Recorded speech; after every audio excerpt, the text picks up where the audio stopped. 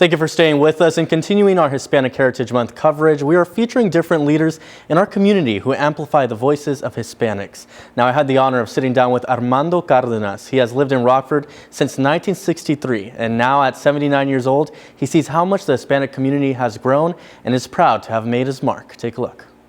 The reason that we came to Rockford is because we wanted to get away from the migrant stream working in the fields. And so we stayed here, and it was the jobs that brought us to Rockford. Armando Cardenas was born and raised in South Texas, born in a small town called Divine, just south of San Antonio, living majority of his childhood years in Uvalde, Texas. My father and my mother thought we need to get to those states, northern states, where there's less discrimination.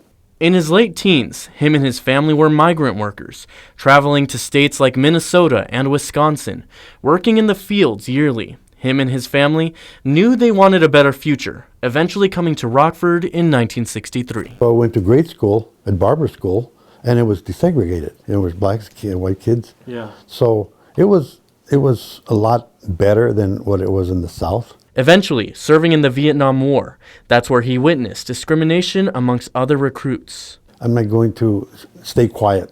When I get to Rockford, when I get back to Rockford after my Army time, because I'm going to get involved and try to make sure that the Latino community does not have those issues. On his mission to impact the Hispanic community in Rockford, he was the very first director of La Voz Latina in 1972, a group that provides resources for the Hispanic community that is still running today. Eventually talking to the superintendent of schools in Rockford to bring bilingual classes to the schools. There was no bilingual program in Rockford.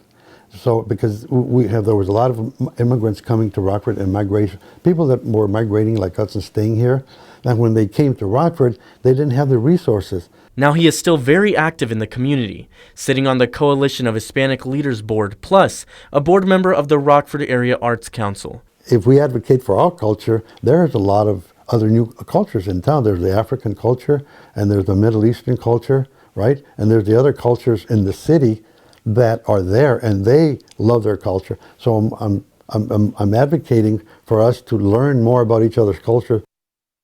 Such a great story, and Armando is also accredited for starting the first Fiesta Hispana in Rockford back in the 70s, which no longer takes place, but he's also a leader who helped get the Domingos en el Parque started. And moving forward, he is hoping to expand the Latino art, music, and entertainment scene in the city. We'll have more information about Armando's story on our website, wrex.com.